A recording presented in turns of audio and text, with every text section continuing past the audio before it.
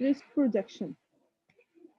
आज के लेक्चर में हमने देखना है कि रिस्क प्रोजेक्शन क्या होती है। लास्ट लेक्चर में हमने देखा था कि रिस्क आइडेंटिफिकेशन क्या होती है। रिस्क आइडेंटिफिकेशन, आपने नंबर ऑफ रिस्क जो है डिफरेंट रिस्क कंपोनेंट से रिलेटेड, उनको आपने लिस्ट करना होता है।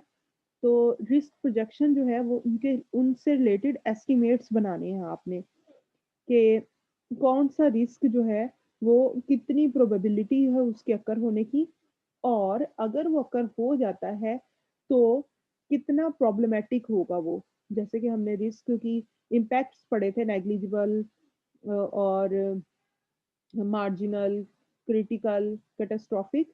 तो अगर कोई रिस्क, किसी रिस्क यानी प्रोजेक्शन जो है वो दो चीजें हमने उसमें एस्टिमेट करनी है, कितने चांसेस हैं किसी रिस्क के अकर होने के, और अगर वो रिस्क अकर हो जाता है तो वो कितना इम्पैक्टफुल है। Managers and technical staff to perform 4 risk projection steps. Risk projection जब हम कर रहे होते हैं तो हम 4 स्टेप्स परफॉर्म करते हैं। कौन कौन से? Establish a scale that reflects the perceived likelihood of a risk. Likelihood वही प्रोबेबिलिटी है, कितने चांसेस हैं रिस्क के आने के। Delineate the consequences of the risk. Risk के कॉन्सिक्वेंसेज को आप एस्टिमेट करते हो। Estimate the impact of the risk on the project and the product. उसका कितना इम्पैक्टफुल होगा ये देख लेते हो। उसके बाद assess the overall accuracy of the risk projection so that there will be no misunderstanding. Overall accuracy कि कितना एक्यूरेट है इस रिस्क का आना, वो कर लेते हो तो आपका, ताकि मिसअंडरस्टैंडिंग ना हो। ये 4 स्टेप्स आप रिस्क प्रोजेक्शन में परफॉर्म करते हो। तो इससे हमें ये पता चल जाता है कि किस रिस्क की प्रायोरिटी ज़्यादा है, किसकी कम है। प्रायोरिटाइज़ करते हो आप रिस्क को, क्योंकि हम सब रिस्क को तो हैंडल नहीं कर सकते ना, बहुत सारे रिस्क आ सकते हैं आपके प्रोजेक्ट के अंदर। लेकिन प्रायोरिटाइज़ करके चीज़ों को करेंगे तो हमारा जो प्रोजेक्ट है with in cost and budget जो है वो करने के हम काबिल होंगे। By prioritizing risks, you can allocate resources where they will have the most impact. तो जहाँ पे रिस्क आपको ज्यादा लग रहा होगा, आप वहां पे ज्यादा रिसोर्सेज एलोकेट कर सकते हैं। रिस्क प्रोजेक्शन में सबसे पहला काम जो करना है आपने, डेवलपिंग अ रिस्क टेबल। आपने एक रिस्क टेबल बनाना है। A risk table provides you with a simple technique for risk projection. Risk projection के लिए आपको एक सादा सा टेबल बनाना पड़ेगा। फिगर 28.2 इस किस्म का कोई टेबल आपने बनाना है। क्या करते हैं हम? You begin by listing all risk no matter how remote in the first column of the table. Table में सबसे पहले कॉलम में आपने रिस्क लिखने शुरू करने हैं। जैसे कि वो क्वेश्चंस मैंने आपको लास्ट टाइम बताए थे, ये वाले। Have top software customer managers formally committed to the project. इस तरह से आपने क्वेश्चंस फॉर्म करने होते हैं। साइज एस्टिमेट्स में भी सिग्निफिकेंटली लो। रिस्क क्या है कि आपने प्रोजेक्ट का जो साइज बनाया अपने एस्टिमेट्स में, मे बी वो लो हो और आपको उससे ज्यादा काम करना पड़े। तो इस किस्म के रिस्क जो है इसको पहले कॉलम में आप लिख लेते हो। This can be accomplished with the help of the risk item checklist. Risk item checklist जब आप बनाते हो उन्हीं रिस्क को आप इधर भी लिख सकते हैं। Each risk is categorised in the second column. Her risk में को आपने एक खास कैटेगरी दे देनी होती है। कैटेगरीज भी हम पहले डिस्कस कर चुके हैं, कौन कौन सी होती है। प्रोजेक्ट साइज का रिस्क है, बिजनेस इम्पैक्ट का रिस्क है, एंड सो ऑन। तो ये कैटेगरी में आप, PS stands for project size risk, BU stands for business risk, and so on. आगे, the probability of occurrence of each risk is entered in the next column of the table. हाँ, अगला column क्या है? Probability का। ये इस risk के अकर होने के कितने चांसेस हैं वो आप लिख देते हो। Then the probability value of each risk can be estimated by team members individually. जो टीम मेंबर्स हैं वो एस्टिमेट कर सकते हैं कितने परसेंट, यानी सारे लोग मिलके ये प्रोबेबिलिटी की वैल्यू जो है उसको डिवाइस कर सकते हैं। One way of to accomplish this is to poll individual team members in round robin fashion until their collective assessment of risk probability begins to converge. तो एक तरीका कार ये है कि जितने भी टीम के लोग हैं सबसे बारी बारी पूछ लिया जाए, भाई आपको क्या लगता है कितने परसेंट चांसेस है इस रिस्क के आने के, क्या प्रोबेबिलिटी हो सकती है। सबसे वैल्यू लेके उसको एवरेज आउट कर लें। Next, the impact of each risk is assessed. Each risk component is assessed using the characterization presented in figure 28.1 and the impact category is determined। Her risk जो है उसको असेस किया जाता है और बताया जाता है कि ये किस इम्पैक्ट कैटेगरी से बिलोंग करता होगा। The categories of each risk, each of the four risk components, performance, sport, cost and schedule are average to determine an overall impact value। तो अगर आप इनकी जो रिस्क कंपोनेंट्स हैं, हर एक की एक कैटेगरी होगी। इम्पैक्ट देखना है ना आपने, impact of each risk is assessed. Her risk का इम्पैक्ट जो है वो असेस किया जाएगा कि इसका हर कैटेगरी के हवाले से परफॉर्मेंस पे कितना असरअंदाज होगा ये रिस्क, सपोर्ट पे कितना असरअंदाज होगा, कॉस्ट पे कितना असरअंदाज होगा और स्केड्यूल पे कितना असरअंदाज होगा। फॉर एग्जाम्पल मैंने कहा ये परफॉर्मेंस पे नेग्लिजिबल होगा, तो इसका मतलब क्या होगा, परफॉर्मेंस की वैल्यू 1 आ गई, मैं कहती हूँ सपोर्ट पे मार्जिनल होगा, इसकी वैल्यू 2 आ गई, कॉस्ट पे ये क्रिटिकल होगा, तो ये इसकी वैल्यू 3 आ गई, और स्केड्यूल पे ये बहुत बुरा असरअंदाज होगा, तो इसकी वैल्यू 4 आ जाएगी या फिर कैटास्ट्रॉफिक आ जाएगी। तो मैंने क्या करना है, 1 2 3 4 वैल्यू को मैंने प्लस करके 4 पे डिवाइड करना है, एवरेज आ जाएगी जो कि इम्पैक्ट होगा इस रिस्क का। ठीक है जी। उसके बाद once the first 4 columns of the table have been completed, the table is sorted by probability and by impact। ये आपने टेबल बन गया आपका, इम्पैक्ट वैल्यूज आ गई। तो उसके बाद इम्पैक्ट वैल्यूज जब आपके पास आ गई तो आपने इसको सॉर्ट करना है प्रोबेबिलिटी के हवाले से। फॉर एग्जांपल जो रिस्क सबसे ज्यादा आने के चांसेस है, जैसे यहाँ पे मेरे पास 80% वाले 2 रिस्क हैं जो कि जिसके आने के सबसे ज्यादा चांसेस है, कस्टमर विल चेंज रिक्वायरमेंट्स और lack of training on tools, तो ये सबसे ऊपर आ जाएंगे। ये प्रोबेबिलिटी करने के बाद आपने इसको फिर इम्पैक्ट के लिए आपने इसको दूसरे नंबर पे ऑर्डर करना है डिसेंडिंग में। तो जब ये काम आप कर चुके होंगे, नेक्स्ट टास्क जो है, हम इसको करने के बाद this accomplishes first order risk prioritization. ये करके हमने क्या किया है, हमने रिस्क को प्रायोरिटाइज कर लिया है। तो उसके बाद सॉर्टेड टेबल को आप एक कट ऑफ लाइन के जरिए डिवाइड कर सकते हैं। कट ऑफ लाइन क्या है, आपने टेबल में एक हॉरिजॉन्टल लाइन ड्रॉ करनी है, उस लाइन के जो ऊपर वाले रिस्क होंगे उनको आप नेक्स्ट टैकल करेंगे, उनको आप फर्दर अटेंशन देंगे, जो उसके नीचे वाले रिस्क होंगे उसको आप छोड़ देंगे सेकंड ऑर्डर प्रायोरिटाइजेशन के लिए। तो अगर आप फिगर 28.3 में देखें तो उसमें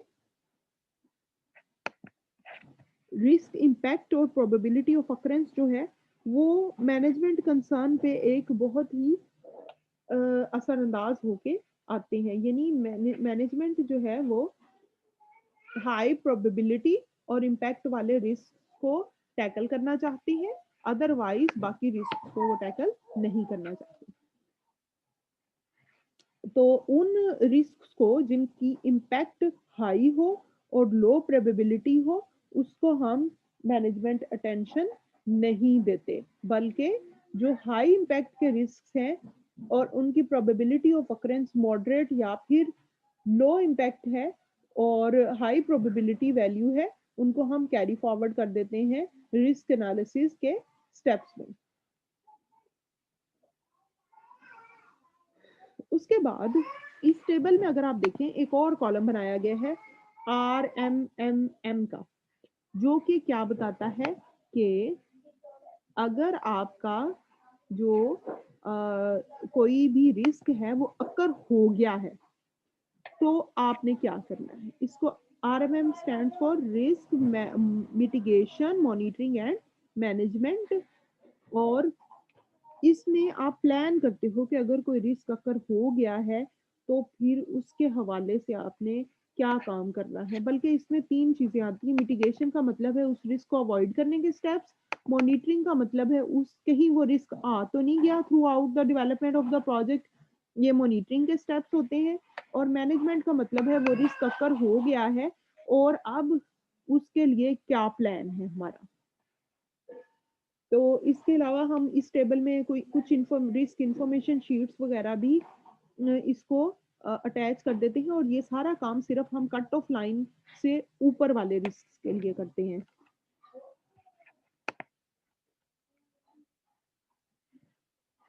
इसके अलावा और भी कुछ टेक्निक्स जो हैं वो रिस्क प्रोबेबिलिटी को डिवाइस करने के लिए निकाली जा सकती हैं और हर रिस्क ड्राइवर को असेस किया जा सकता है क्वालिटेटिव प्रोबेबिलिटी स्केल के ऊपर और उसको कुछ वैल्यूज दी जा सकती हैं जैसे कि इम्पॉसिबल, इम्प्रोबेबल, प्रोबेबल और frequent.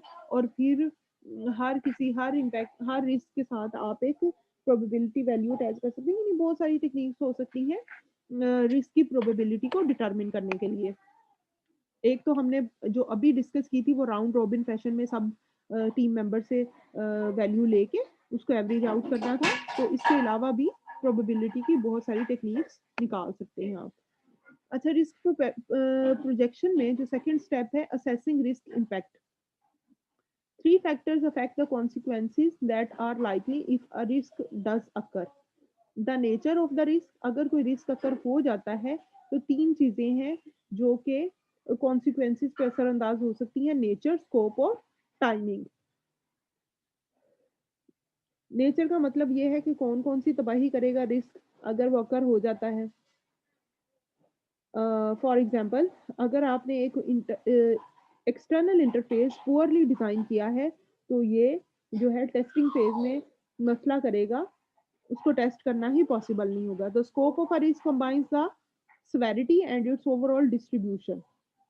How much of the project will be affected and how many stakeholders are harmed. Scope का क्या मतलब है कि कितना कितने चांसेस हैं सिवेरिटी के, कितना मसला होगा जब ये स्टेक होल्डर्स को हार्म करेगा। The timing of a risk considers when and for how long the impact will be felt, के कितनी देर तक इसका इम्पैक्ट रहेगा प्रोजेक्ट के अंदर।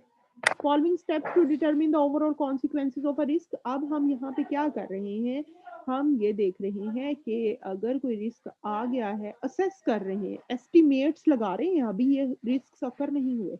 कोई रिस्क अगर अकर होता है तो उसके उस वो कितना इफेक्ट करेगा कॉस्ट पे, यहाँ पे कॉस्ट की कैलकुलेशन हो रही है।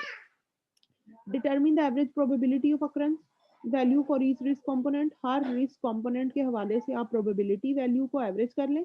जैसे कि अभी पीछे मैंने बताया आपको कि आप जब ये टेबल ड्रॉ कर रहे हैं तो उसके अंदर जो इम्पैक्ट वैल्यू है या फिर जो प्रोबेबिलिटी वैल्यू है वो हर इम्पैक्ट वैल्यू जो है वो हर कंपोनेंट के हवाले से आप बताएंगे कि कॉस्ट के हवाले से, स्केड्यूल के हवाले से, परफॉर्मेंस के हवाले से कितनी है।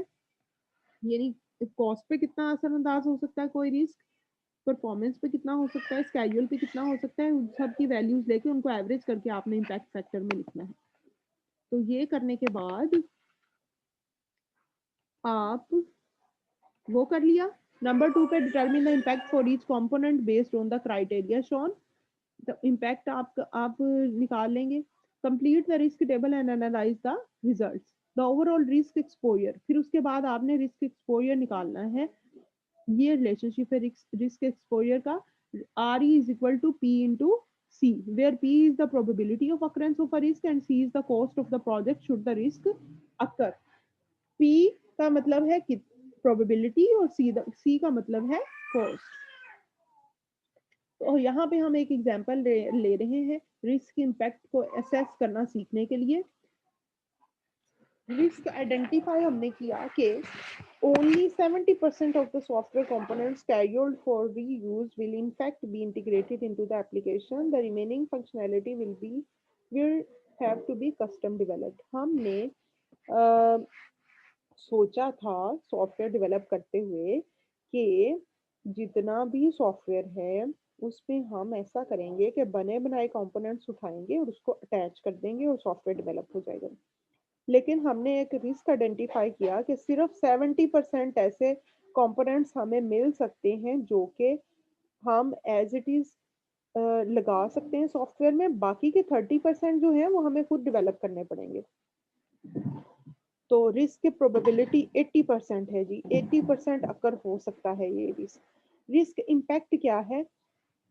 टोटल कंपोनेंट्स थे 60, अब हम एक्चुअल वैल्यू पे आ गए हैं। पहले हम 70% कह रहे हैं ना, 100 में से 70। अब रिस्क इम्पैक्ट क्या है? हमने देखा कि 60 रीयूजेबल सॉफ्टवेयर कंपोनेंट्स थे। अगर सिर्फ 70% बन सकते हैं तो इसका मतलब है 18 कंपोनेंट ऐसे हैं जिनको हमें डेवलप करना पड़ेगा। हर कंपोनेंट की 100 लाइंस ऑफ कोड की जो वैल्यू है, जो कॉस्ट है, वो है $14। Overall cost impact to develop the components would be 18 components है टोटल, 100 एलओसी है, और each LOC, each line of, हर लाइन ऑफ कोड को लिखने के $14 है, 100 को लिखने के कितने होंगे 1400, और टोटल कंपोनेंट्स कितने हैं 18। सबको मल्टीप्लाई किया $25,200। रिस्क एक्सपोजर, रिस्क एक्सपोजर जो है वो हमारे पास क्या आ जाएगा? हम पी इंटू सी होता है ना, प्रोबेबिलिटी है 80%, 80 0.80 मल्टीप्लाइड बाय 25,200, तो वो बन जाता है $20,200। Risk exposure can be computed for each risk in the table. Her risk के लिए आप इस तरह से रिस्क एक्सपोजर जो है वो बना सकते हैं। The total risk exposure for all risk above the cutoff line in the risk table can provide a means for adjusting the final cost estimate of the project. आप कट ऑफ लाइन से ऊपर हर risk के लिए risk exposure निकालें और final cost estimate जो आपका है उस प्रोजेक्ट का, उसके अंदर उसको इंक्लूड करें। It can also be used to predict the probable increase in staff resources required at various points during the project schedule। और प्रोजेक्ट के स्केड्यूल के दौरान इसको आप जितने भी आपके रिसोर्सेज हैं, जितने लगने हैं, उनके भी एस्टिमेशन के लिए इसको इस्तेमाल कर सकते हैं। The project team should revisit the risk table at regular intervals, reevaluating each risk to determine when new circumstances cause its probability and impact to change। Project team जो है उसको रिस्क टेबल को बार बार देखते रहना चाहिए, ताकि देखते रहें कि किसी टाइम के साथ साथ कोई रिस्क ऊपर नीचे तो नहीं हो गया, किसी की प्रोबेबिलिटी ज्यादा किसी की कम तो नहीं होगी। It may be necessary to add new risk to the table. Table में नए रिस्क भी ऐड हो सकते हैं, पुराने रिमूव हो सकते हैं, और जो रेलेवेंट ना हो वो निकल भी सकते हैं, और चेंज भी आ सकती है उनकी पोजीशंस में। तो उसको विजिट करना बहुत जरूरी है। तो आज के लेक्चर में हमने रिस्क को एस्टिमेट करना सीखा। लास्ट लेक्चर में हमने देखा था कि रिस्क को आइडेंटिफाई कैसे करते हैं, रिस्क टेबल बना लेते हैं, और उसके बाद आज हमने उसकी एस्टिमेशन देखी कि रिस्क की प्रोबेबिलिटी, इम्पैक्ट वैल्यू किस तरह से कैलकुलेट करते हैं, रिस्क एक्सपोजर किस तरह से कैलकुलेट करते हैं, जिसका मतलब है कि कितनी कॉस्ट पे असरअंदाज होगा आपका रिस्क, कितने रिसोर्सेज पे असरअंदाज होगा आपका रिस्क। हमने देखा कि रिस्क को प्रायोरिटाइज कैसे करते हैं, कट ऑफ लाइन किस तरह से लगाते हैं, प्रोबेबिलिटी और इम्पैक्ट वैल्यू की बेस पे आप पहले उसको सॉर्ट करते हो टेबल को, और फिर उसको प्रायोरिटाइज करके कट ऑफ लाइन लगाते हो, और कट ऑफ लाइन से ऊपर के रिस्क को आप टैकल करते हो और नीचे वाले रिस्क को आप टैकल नहीं करते। तो आज के लेक्चर में हमने देखा रिस्क प्रोजेक्शन किस तरह से होती है। That's it for today. Allah Hafiz.